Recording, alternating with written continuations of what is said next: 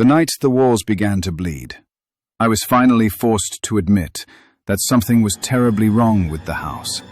Not just old pipes or settling foundations, as I'd insisted to Emma for weeks.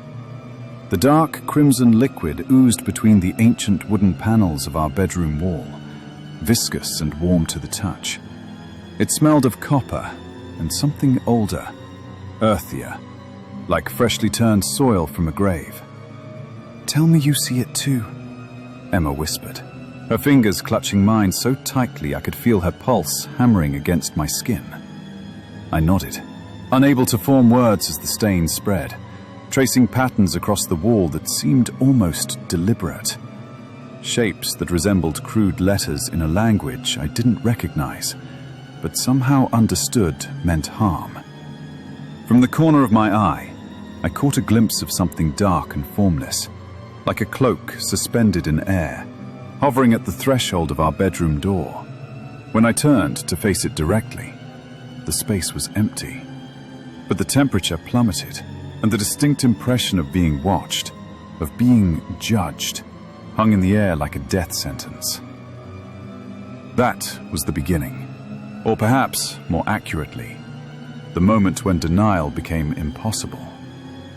The beginning had been weeks earlier, when we'd first moved into the old Thornley Mill House on the outskirts of Wyndham Village, with its stone walls blackened by centuries of Yorkshire rain and coal dust. When Emma had first whispered in the night that someone was standing at the foot of our bed.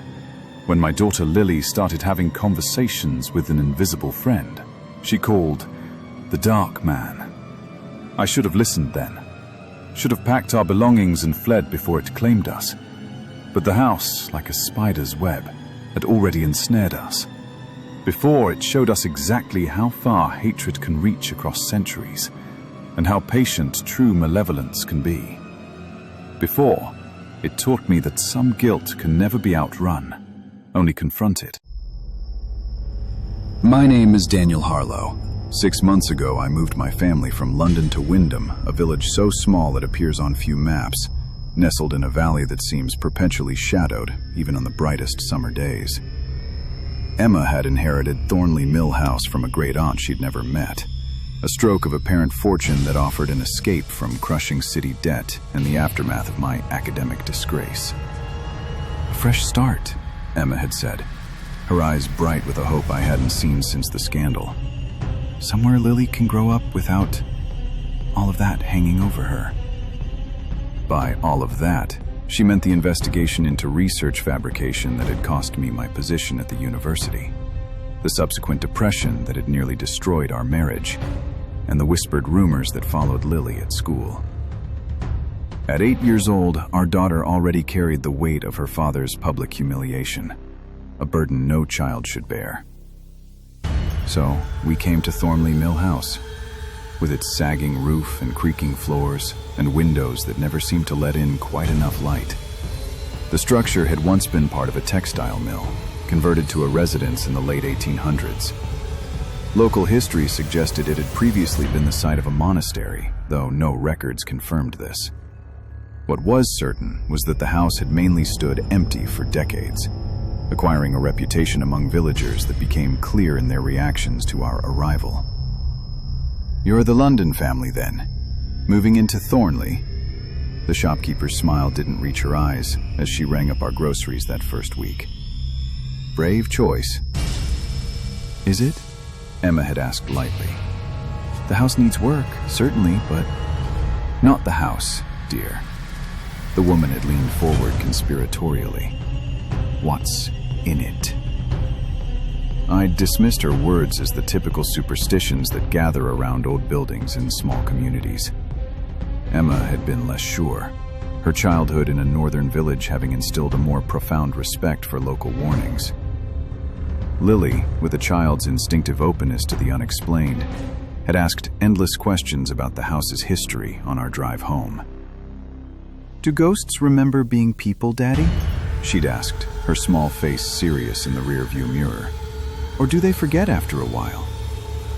"Ghosts aren't real, Lil," I'd replied, the automatic response of a scientist, a rationalist.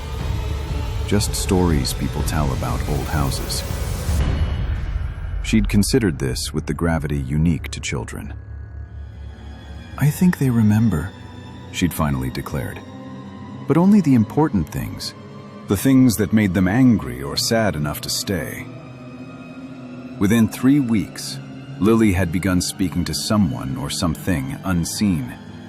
Emma would find her sitting cross-legged in corners of the house, engaged in animated conversation with empty air. When questioned, Lily shrugged with childish nonchalance. "It's just the dark man," she'd explain. "He lives in the walls. He's been waiting a long time for someone to talk to." "What does this dark man look like?" I'd asked, walking a careful line between acknowledging her imagination and investigating further. "Like a shadow, but person-shaped. He wears old clothes, like in my history book. And sometimes..." She'd hesitated, suddenly uncertain. "Sometimes he doesn't have a face, just darkness under his hood." That night, Emma woke me at 3:17 a.m., her body rigid with fear beside mine. "Someone is standing at the foot of our bed," she'd whispered. I'd seen nothing when I looked, just shadows cast by the ancient elm outside our window. But the room had been unnaturally cold, and something about the darkness in that corner had seemed too dense, too intentional to be a mere absence of light. The incidents multiplied and intensified over subsequent weeks. Objects disappeared, then reappeared in impossible locations. Doors opened and closed off their own accord. The ancient electricity in the house became erratic, lights flickering in patterns that almost resembled Morse code. A persistent foul odor followed us from room to room, reminiscent of stagnant water and decay. Most disturbing were the sounds. Footsteps in empty hallways, the rhythmic creak of weight on the old wooden floors above empty rooms, and worst of all, the low, humming chant that sometimes arose from the stone-walled cellar after midnight, a sound like multiple voices speaking in unison in a language I'd never heard, but that filled me with inexplicable dread. "We need to leave," Emma insisted urgently after finding Lily's beloved stuffed rabbit hanging from a light fixture, its head twisted completely backward. "Whatever's happening here, it's getting worse." But practicality constrained us. We'd spent our savings on relocating and beginning renovations. My academic reputation meant finding new employment would be challenging at best. And something else kept me rooted to Thornley Mill House. Something I couldn't quite articulate. A compulsion to understand, to explain the inexplicable. The scientist in me refused to surrender to superstition, even as evidence mounted that something beyond scientific explanation was unfolding around us. Then, the walls began to bleed, and denial became impossible. The morning after the bleeding walls, I finally sought out Morris Kemp, the village historian recommended by several reluctant locals. He operated out of a cramped office attached to Wyndham's tiny library. "Thornley Mill House," he said, when I explained my presence. "I was wondering when you'd come. You've been expecting me? Someone from that house always comes eventually." He gestured to a chair across from his cluttered desk. "What's it doing? Moving objects? Strange sounds? Everyone who stays there experiences something slightly different." I hesitated, then decided on complete honesty. "All of that.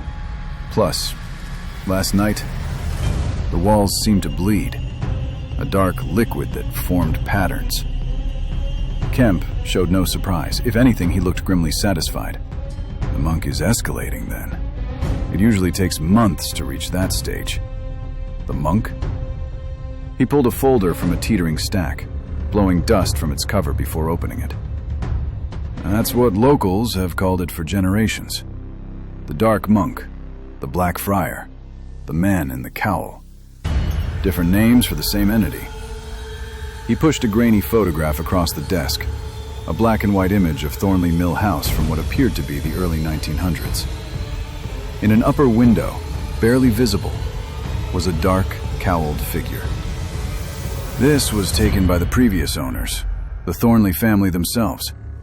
They abandoned the house in 1903, after 3 months of increasingly violent phenomena.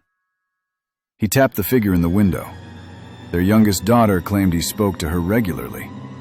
She was found hanging from the central staircase a week after this photograph was taken. Ice formed in the pit of my stomach. What is it? Local legend suggests it was a monk from the monastery that once stood on the site, executed for heresy and dark practices in the 1500s. Others believe it's something older, something that was there before the monastery.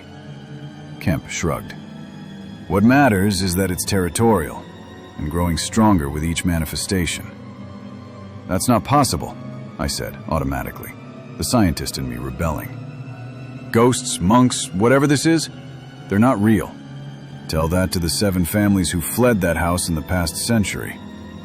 Tell that to the Wilsons, who lost their son to accidental drowning in a bath that should have been too shallow. Or the Carters, whose daughter was found with lacerations covering her body that doctors couldn't explain. His expression hardened. Tell that to your daughter, Mr. Harlow. The mention of Lily shattered my academic detachment. Are you saying this thing, this monk, is dangerous to my child? I'm saying it's dangerous to anyone in that house, but children are particularly vulnerable. They see it more clearly, communicate with it more easily. He leaned forward. As your daughter mentioned, it's speaking to her. She calls it the Dark Man, I admitted. Says he lives in the walls. Kemp nodded as if this confirmed something. The manifestation always focuses on one person initially, usually the most vulnerable psychologically. It uses them as a conduit to strengthen its presence. I thought of Emma's persistent nightmares since we'd moved in, of Lily's increasingly withdrawn behavior, of my own frequent migraines and uncharacteristic outbursts of temper. How do we stop it? I asked, rationality finally surrendering to desperation. Kemp closed the folder. Most just leave. Those who can't. He hesitated. The entity seems tied to the physical location, specifically to the original foundation stones from the monastery. Some have reported success with uncovering why it remains, what unfinished business keeps it tethered to that space.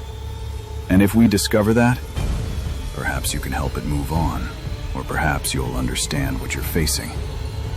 His expression was grim. Knowledge alone is rarely enough with something this malevolent. I left with a stack of historical documents about the property and a growing sense of dread. The scientist in me still searched for rational explanations, mass hysteria, environmental toxins, psychological suggestion, but the father in me recognized a threat to my family that transcended rational categories. When I returned home, the house was unnaturally silent. No creaking floors, no humming electricity. The air was heavy with an ominous stillness, a palpable sense of impending doom. No sounds of Emma preparing dinner or Lily playing, just complete suffocating stillness. "Emma?" I called, my voice sounding muffled in the dense air. "Lily?" No response. I moved through the rooms with growing panic, my heart pounding in my chest, finding each empty.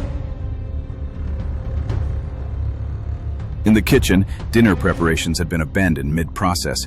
Vegetables half-chopped, water boiling on the stove, now evaporated to scorched metal. Finally, I heard it. A soft, rhythmic sound coming from the cellar. A sound like chanting. The cellar door stood open, darkness yawning beyond. The steps disappeared into blackness, so complete it seemed to absorb the light from the kitchen behind me. From that darkness rose the voices, multiple tones speaking in unison, the words indecipherable, but the cadence unmistakably ritualistic. Among them, I recognized Emma's voice, and higher, piercingly clear, Lily's. I descended into darkness, using my phone's flashlight to illuminate stone steps worn concave by centuries of use. cellar extended beyond what should have been the house's foundation, a warren of chambers with rough-hewn walls and packed earth floors. The air grew colder with each step downward, carrying the smell of stagnant water and something metallic, like old blood. The chanting led me to a circular chamber I'd never seen before, though I'd explored the cellar thoroughly during our initial inspection of the house. It simply shouldn't have existed within the building footprint. In its center stood Emma and Lily, facing a far wall where a crude altar had been assembled from broken furniture and household objects. Upon it burned black candles that cast more shadow than light.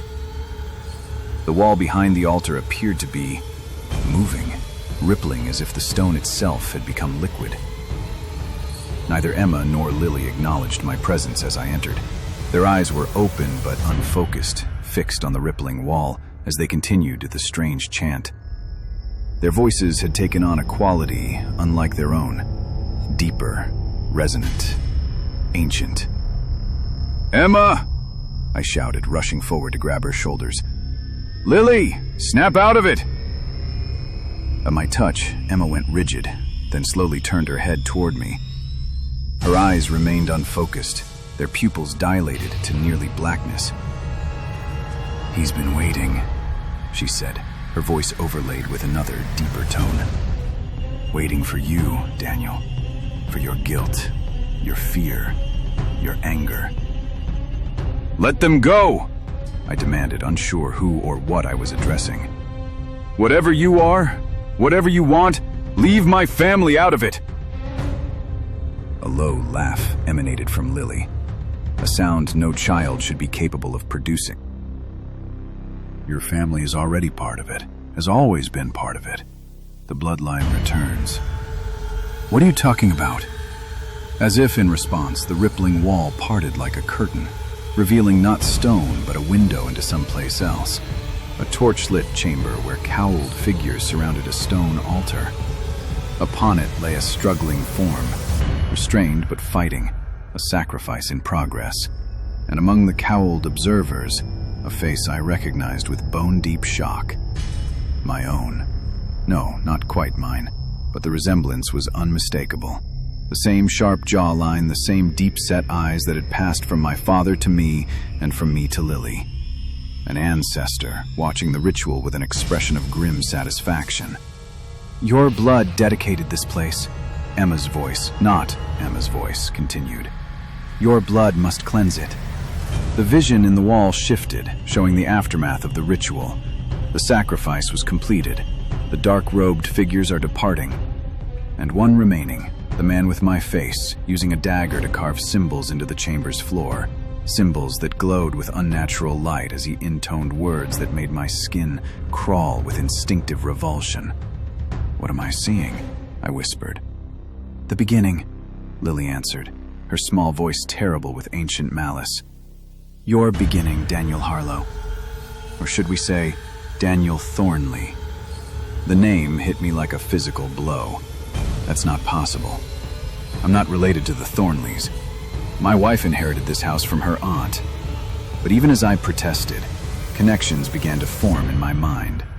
My father's secretiveness about our family history, the strange familiarity I'd felt upon first seeing Thornley Mill House, the compulsion that had kept me here despite mounting evidence of danger.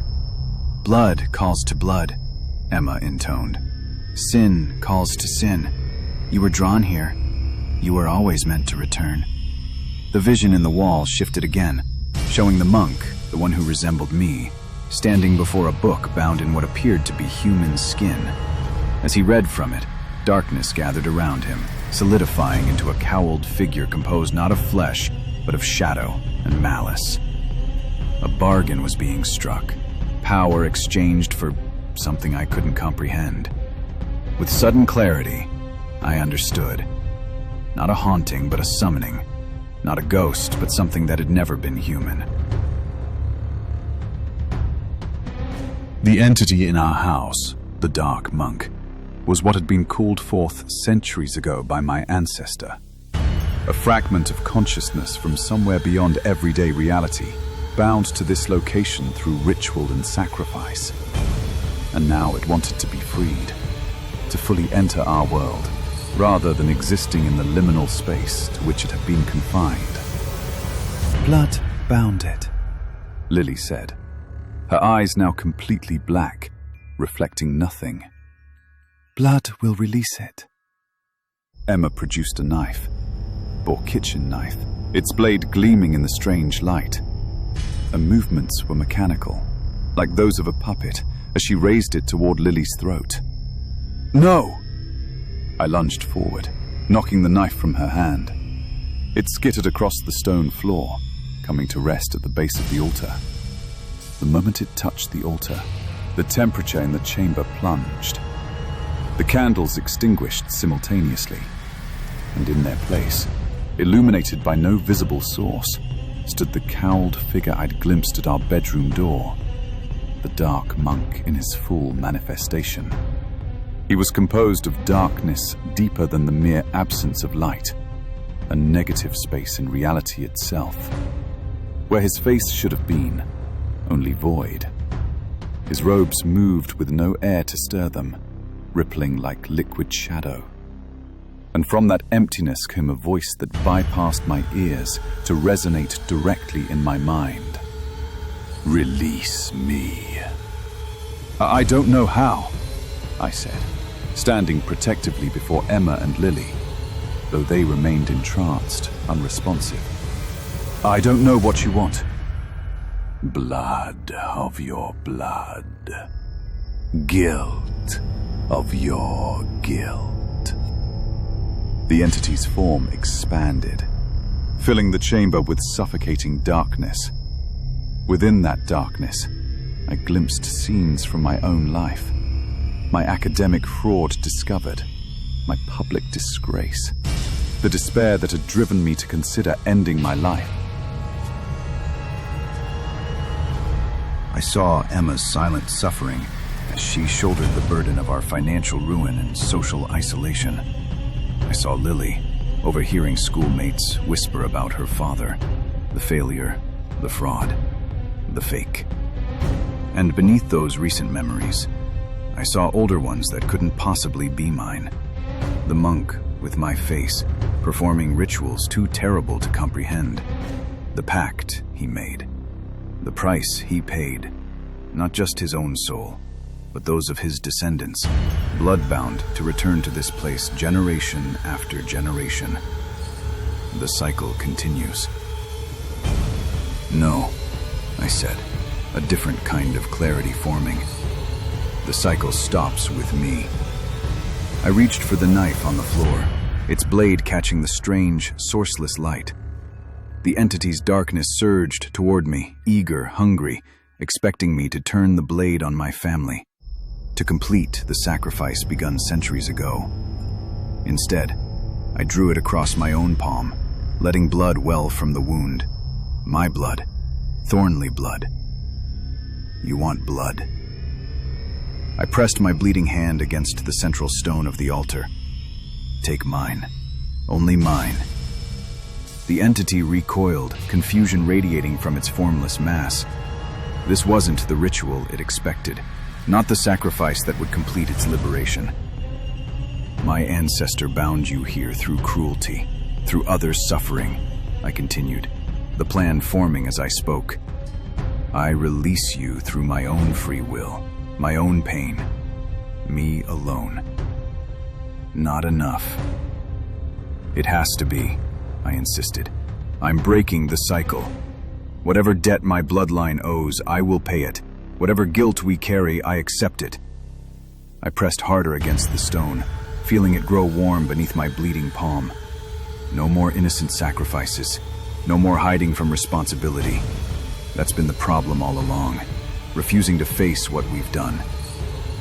The darkness swirled more violently, its edges becoming unstable, fluctuating. The pressure in the chamber intensified, my ears popping painfully as reality itself seemed to warp around the entity's rage. "Bound by blood and bone, released by same. Then take what you need from me," I said. "Not my wife, not my daughter, me." Something shifted in the atmosphere. A realization, perhaps, or a recalculation. The darkness began to contract, drawing inward toward my bleeding hand on the altar stone. As it touched my blood, images flooded my mind. Centuries of Thornleys who had fled this place rather than face what their ancestors had done, whose denial and evasion had fueled the entity's rage, strengthening its determination to exact the price promised initially. The entity, a manifestation of Thornley's guilt and the price they owed, had been waiting for a Thornley to accept the guilt and end the cycle. Until me. Until now. The darkness flowed into my wound like a liquid shadow, burning cold as it entered my bloodstream. Pain, unlike anything I'd experienced, seared through my body, driving me to my knees. I felt it moving within me, seeking something. Not my life, but my understanding. My acceptance. "I see what he did," I gasped, as knowledge flooded my consciousness. "I accept the guilt. I end it. Here." The entity's voice came once more, softer now, almost human. "Remember." Then everything went black. I woke in a hospital bed, Emma asleep in the chair beside me, Lily curled against her side. Sunlight streamed through the window, impossibly bright after the darkness of the cellar. My hand was heavily bandaged, and an IV was dripping clear fluid into my opposite arm. Emma stirred, her eyes widening as she saw me awake. "Daniel? Oh, thank God." She leaned forward, gripping my unbandaged hand. "We thought we'd lost you." "What happened?" My voice was raw, my throat parched. "You don't remember?" Concern clouded her features. "We found you in the cellar. There was a broken pipe, flooding. You cut yourself trying to fix it." She hesitated. "You lost a lot of blood before we could get help." The story was plausible and reasonable, a typical household accident to explain my injury and unconsciousness. But the uncertainty in Emma's eyes told me she didn't fully believe it herself. The weight of the entity's departure and the guilt I had accepted bore heavily on me. But I knew I had done what was necessary. "The house," I said. "The dark monk. Do you remember any of it?" Relief flooded her face. "Yes. It's been like waking from a nightmare, trying to sort what was real from what wasn't. The doctors said carbon monoxide from the old heating system might have caused hallucinations, but..." She shook her head. "It was real. All of it." I nodded slowly. "I think so. But it's over now." "How can you be sure?" I couldn't explain the certainty I felt. The knowledge that whatever had inhabited Thornley Mill House had departed. Not exorcised or destroyed, but satisfied. The debt paid, the cycle broken. We never returned to Thornley Mill House. The structure burned to its foundation stones 3 days after my hospitalization. An electrical fire, according to official reports. Nothing could be salvaged. We collected the insurance and used it to start again in a different city, in a modern apartment, with no history and no shadows. I discovered a new career path, teaching science to secondary school students rather than pursuing research. Emma opened a small bookshop.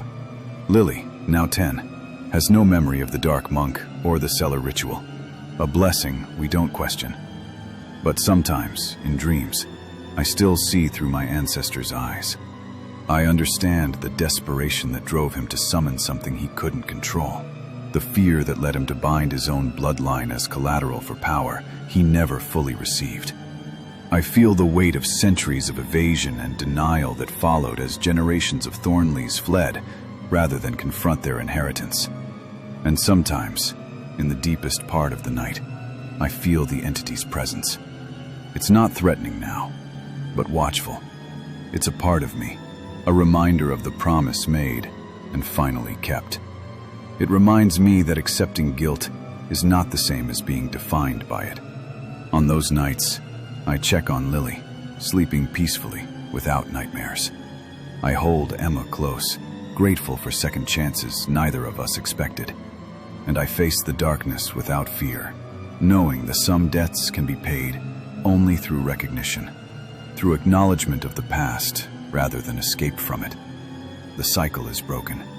Whatever was bound has been released. The dark monk no longer haunts Thornley Mill House.